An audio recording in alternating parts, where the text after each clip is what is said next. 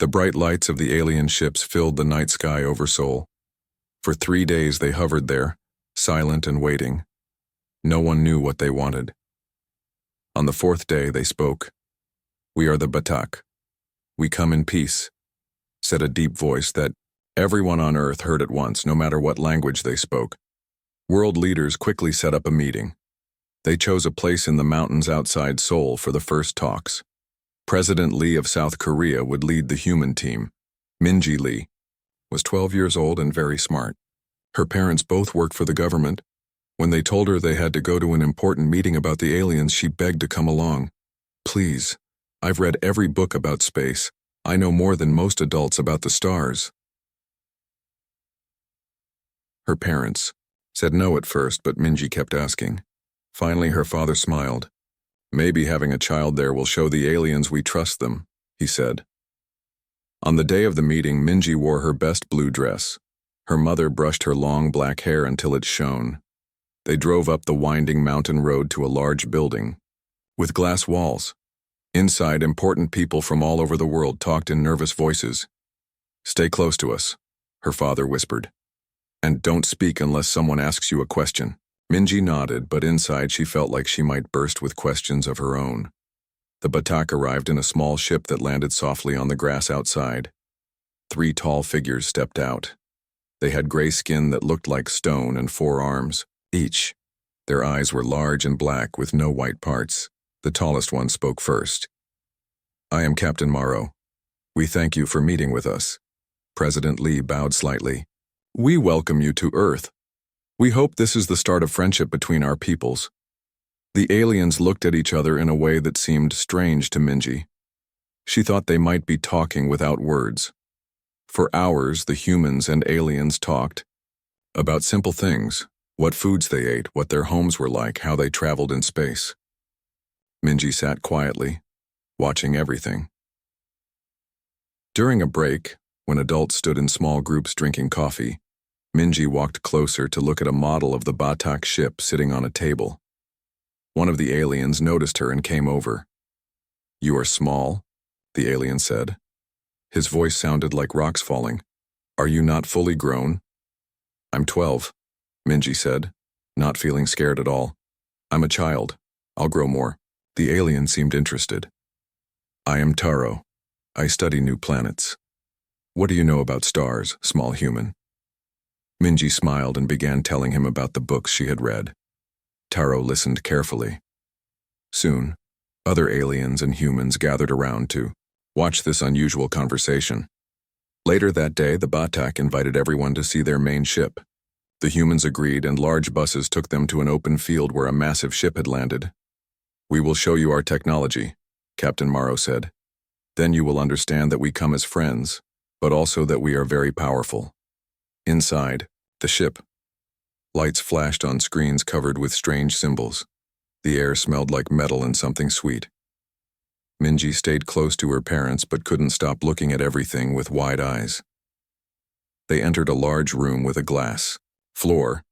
Below them they could see huge engines glowing blue. "This is our pride," said another alien named Doro. He seemed different from the others. His eyes moved quickly and he stood very straight. "Our weapons room." Captain Morrow looked sharply at Doro. "We agreed not to discuss weapons today." "They should know our strength," Doro said. He pressed something on the wall. A section of the floor opened. A large silver machine rose up, pointing toward the ceiling. "This can destroy a small city with one shot," Doro said. His voice sounded proud. The humans stepped back, suddenly afraid. President Lee spoke in a tight voice. "We came here for peaceful talks." "Yes, peace," Doro said. "But respect comes first." He touched the machine again. It hummed loudly and began to turn. "Just a small demonstration," Doro said. Captain Morrow shouted something in their language. He tried to stop Doro, but it was too late. A flash of light came from the machine. The floor shook. Part of the ceiling crashed down. When the dust cleared, people were screaming. Min-ji's father was calling her name, her mother was crying. Min-ji lay very still on the floor, her blue dress torn, her eyes open but seeing nothing. It was an accident. Doro said. The girl was not important. The room went silent. Every human face turned to look at the aliens. And in that moment, the Batak learned the first lesson about humans. There is no such thing as an unimportant child. The day after Minji died, the world changed. Her body returned to Seoul in a small, white coffin. Her parents walked behind it, their faces blank with shock. Behind them marched President Lee and leaders from 20 countries. No one spoke. The only sound was the soft rain falling on umbrellas. On screens across the planet, people watched the funeral. In London and New York, in Tokyo and Mumbai, millions stood silent in public squares. Children placed flowers at Korean embassies in every country. The Batak didn't understand. Why do they mourn so deeply for one small human? Captain Morrow asked the human scientists who remained on their ship. Your planet has billions. Dr. Park looked at the alien with red-rimmed eyes. You still don't get it. That evening, President Lee called the Batak. His voice was calm but cold. All talks are ended. All agreements canceled. You have 24 hours to leave Earth's orbit. Captain Morrow tried to explain. Commander Doro has been confined. We wish to continue our friendship. The loss of the child was unfortunate, but her name was Minji, President Lee said. Then he cut the connection. The Batak were confused. They had offered payment for the child according to their customs. They had promised to share technology that would save millions of human lives. How could one death matter more than these gifts? What they didn't know was that humans had been preparing. Since the day the alien ships appeared, world leaders had secretly met. Old enemies put aside their fights. Scientists from rival countries shared their work. Just in case the visitors weren't friendly, Earth had made ready. Now those plans moved forward. As the Batak ships hovered, waiting for humans to calm down, something strange happened. Their scanners stopped working. Their messages to their home planet couldn't get through. Something was blocking them. Impossible, said the Batak engineers. Their technology is too simple. But the humans had been watching and learning. While smiling and sharing cultural stories with the aliens, they had studied Batak technology. They had found weaknesses. On the third day after Minji's death, the first attack came. Small, fast ships rose from hidden bases on Earth. They moved in ways the Batak couldn't track. When Batak weapons fired, the human ships seemed to disappear and reappear somewhere else. They are primitive! Commander Doro shouted as alarms rang through the Batak ship. How are they doing this? The answer came from Taro, the scientist who had talked with Minji. I have been studying their history, he said quietly. Humans have fought wars against each other for thousands of years. They are very good at finding new ways to fight. A human voice came through their speakers. It was General Kim, head of South Korea's military. We don't want war, he said. We want justice. Give us Commander Doro. The Batak leaders argued among themselves. In their culture, giving up a commander to enemies was unthinkable. But they were cut off from home, surrounded by angry humans whose abilities they had underestimated. We cannot. Captain Morrow finally answered. The human ships pulled back. The Batak thought they had won. They were wrong. That night, while the Batak slept, in their ships, something happened on their home planet 6 light-years away. Every Batak computer system failed at once. Their defense grid went dark. Their communication network shut down. Somehow the humans had reached across space itself. When the systems came back online an hour later, there was a message playing on every screen on the Batak homeworld. Her name was Minji Lee. She was 12 years old. She liked stars and wanted to meet you in peace. Now you know what it costs to kill a human child. On Earth, Minji's parents met with President Lee and leaders from around the world. In the room were the greatest minds of human science and military strategy. What do we do now? President Lee asked Minji's father. Mr. Lee looked out the window at the alien ships still hovering in the sky. We show them who we really are. On the Batak ships, confusion turned to fear as they realized the truth. Humans weren't the simple, peaceful creatures they had appeared to be. They hide their strength, Taro told the Batak Council.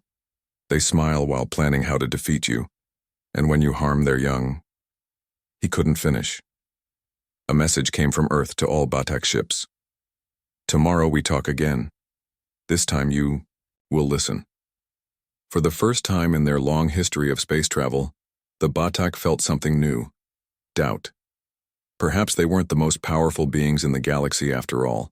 Perhaps these humans, with their strange attachment to their young and their hidden abilities, were more dangerous than any species they had ever met. The Batak prepared for the next meeting, wondering what price humans would demand for the life of one small girl. The Batak never expected a real fight from humans.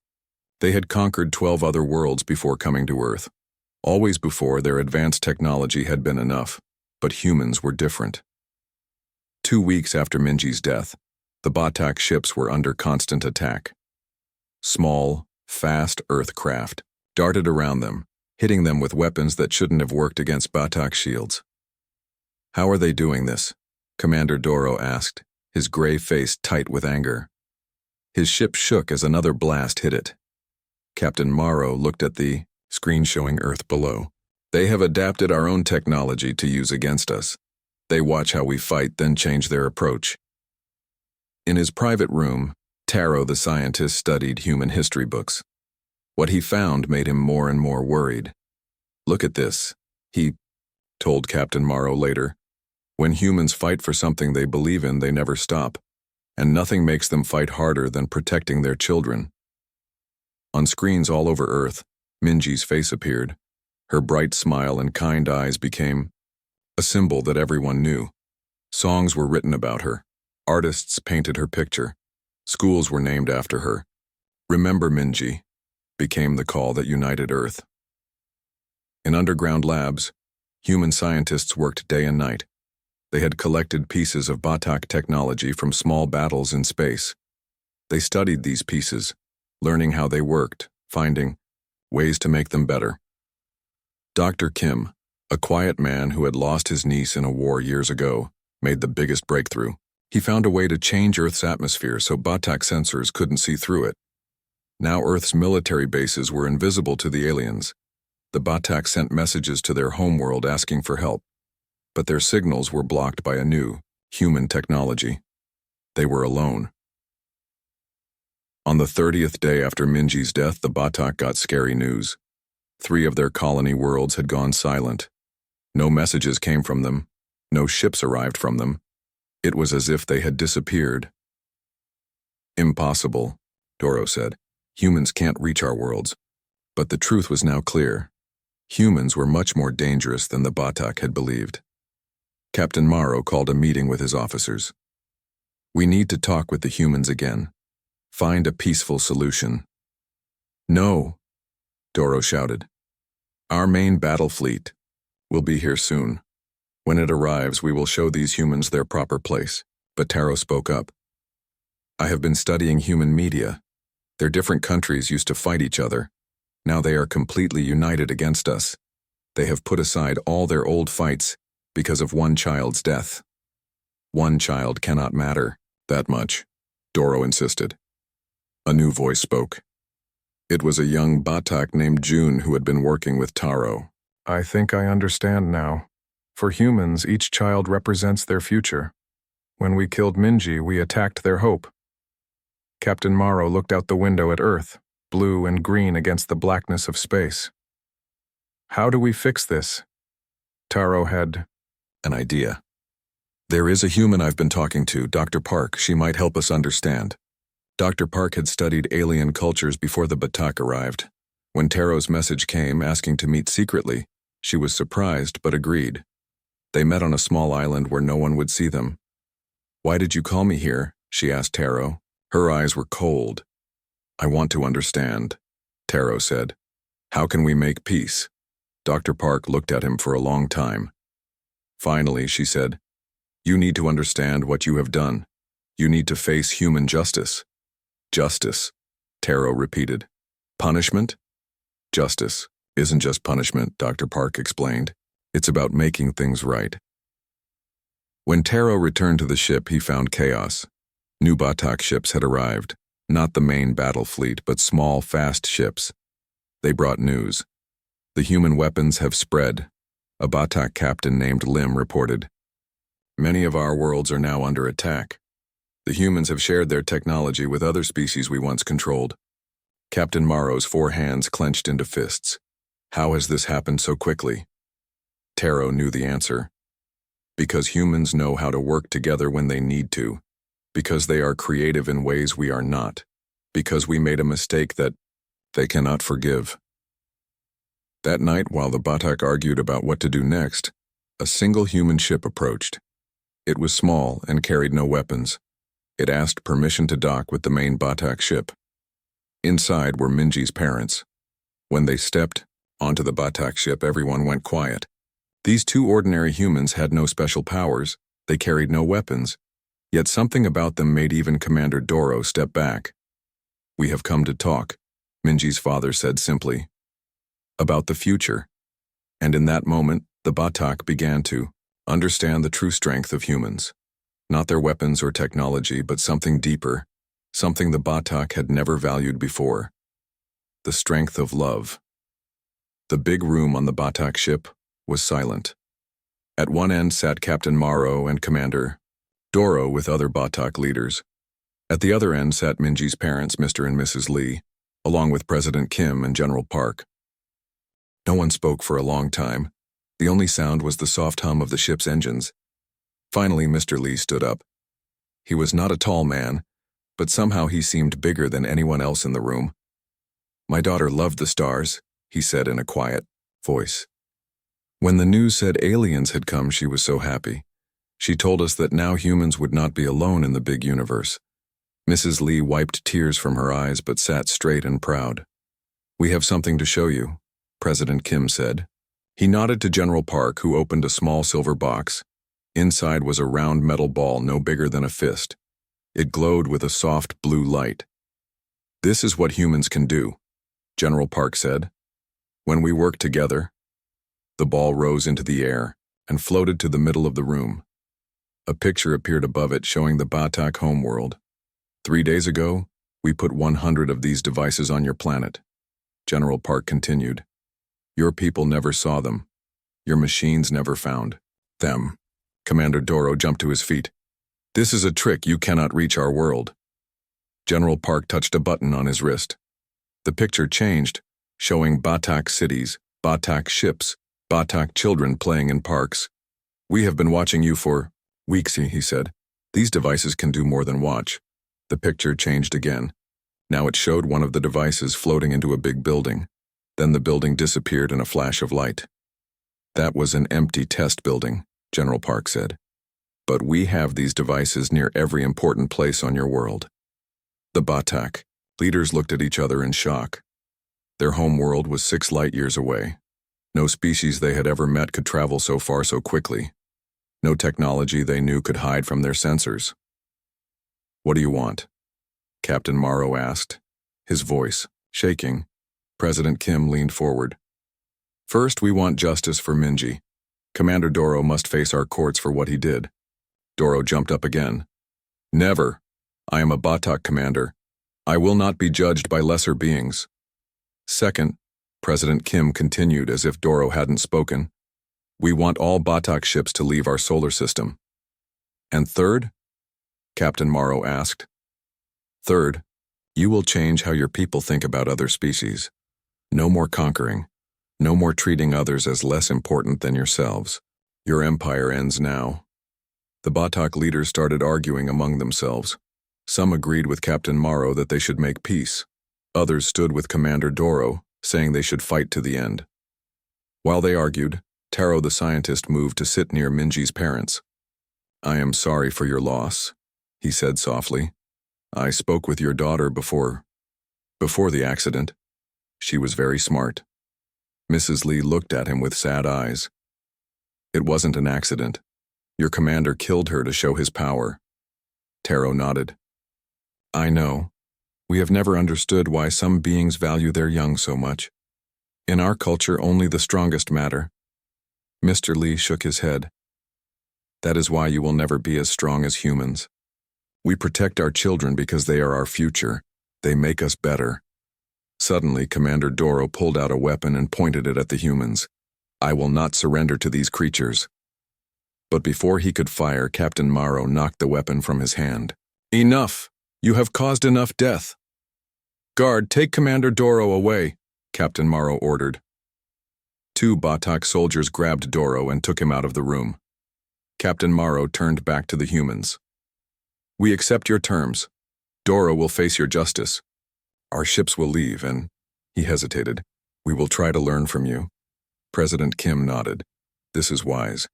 As they were leaving, Taro stopped Mr. Lee. May I ask something? Your weapons could destroy our world. Why don't you use them? After what we did? Mr. Lee looked at the alien with tired eyes. Because that would make us like you. We want justice, not revenge. We want peace, not more war. I don't understand, Taro admitted. Someday you will, Mr. Lee said. That's why we're letting your people live, so you can learn what Minji already knew, that the universe is better when we help each other, not hurt each other. That night, the first Batak ships began leaving Earth's orbit.